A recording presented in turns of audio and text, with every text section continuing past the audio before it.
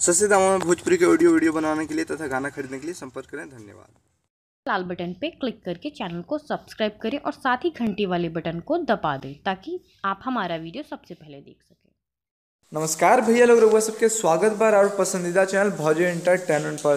तो आगे बहन लेके खेसारी लाल यादव जी के बारे में बहुत जबरदस्त न्यूज़ था। चलिए वीडियो के कर दें लाइक और चैनल के अभी तक नहीं कैले बानी सब्सक्राइब तो कर ली सब्सक्राइब। जी भैया रउआ लोग के तो पता बा कि संघर्ष जो फिल्म बा खेसारी लाल यादव जी के, वो फिल्म के ट्रेलर हो गई बा रिलीज और वो ट्रेलर में एक बहुत ही बढ़िया गाना बा। तो भैया वो गाना के बारे में हम आज चर्चा करब। जे गाना के नाम बा सतुआ जवनिया के। जी भैया ये जो गाना बा एक बिल्कुल सुपर हिट गाना बा सतुआ जवनिया के और उम्मीद कल जा रहा बा कि 2018 के हिट गाना बनी। जी भैया वो लोग के बता दी कि सतुआ जवनिया के जो गाना बा भैया ये झारखंड में शूटिंग होइल बा और झारखंड में रांची में ये गाने के पूरा शूटिंग भइल बा।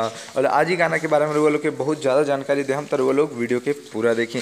वो लोग के बता दी भैया ये जो गाना के लिरिक्स राइटर हुआ उनका नाम आज़ाद सिंह जी हवन और प्यारे लाल कवि जी मिलके ये गाना के तरासलन बाड़न। और ये गाना के जो सिंगर हुआ वो खेसारी लाल यादव जी हवन और ई गाना में काजल अगवानी जी और खेसारी लाल यादव जी के डांस बा। वो लोग के बता दी भैया कि इस बहुत ही सुपर हिट गाना बा। ये गाना सुनने में भी बहुत ज़्यादा आनंद आ रहा बा और बहुत ही मस्त गाना बा। साथ में ये वीडियो के क्वालिटी भी बहुत बढ़िया बा और ये गाना बिल्कुल डांस वाला सॉन्ग बा। सबके ये गाना के बेसब्री से इंतजार बा। तो वो लोग कमेंट करके बताएं कि ये गाना 2018 के सबसे ज़्यादा हिट गाना बन पाई कि ना बन पाई। वो लोग के बता दी भैया खेसारी लाल यादव जी के जो फिल्म बा संघर्ष, इस संघर्ष से एक बहुत ही बढ़िया फिल्म बनाई गई बा और ये फिल्म में काफ़ी मेहनत भइल बा। मेहंदी ला के रखना 2 के बाद ये फिल्म ही ज़्यादा चर्चा में बा। संघर्ष फिल्म के ट्रेलर भी बहुत बढ़िया बा।